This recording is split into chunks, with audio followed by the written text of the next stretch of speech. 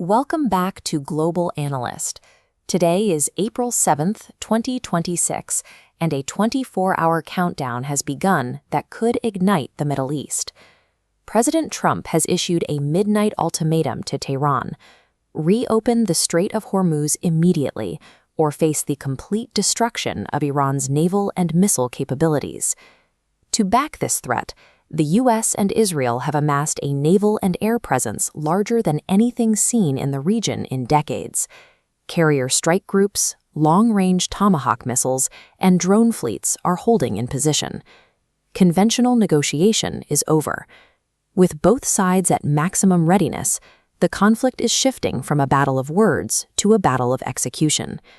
At the center of this standoff is a geographic bottleneck just 33 kilometers wide. For 5 consecutive weeks, the Strait of Hormuz has been completely blocked. That closure has severed the supply lines for 20 million barrels of crude oil every single day. That is exactly 1/5 of global consumption, physically trapped behind the Iranian coastline. It has also halted shipments of liquefied natural gas. With 0 LNG carriers transiting the strait in March, Asian markets that rely heavily on Qatari gas are facing rolling energy shortages.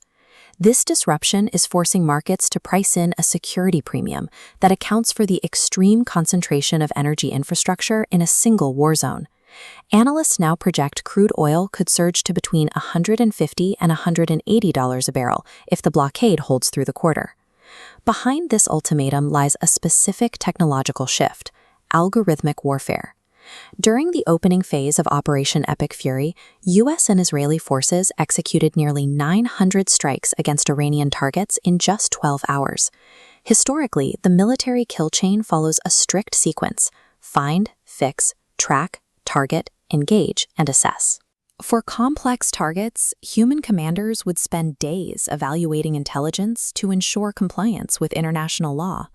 But by plugging Anthropic's Claude AI model into the military's Project Maven, commanders fused live satellite imagery, drone feeds, and intercepted communications to identify targets automatically.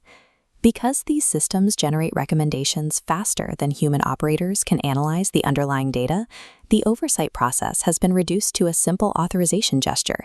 The machine identifies the target, and the human provides a formal stamp of approval in seconds. Iran is countering this computational speed with physical mass.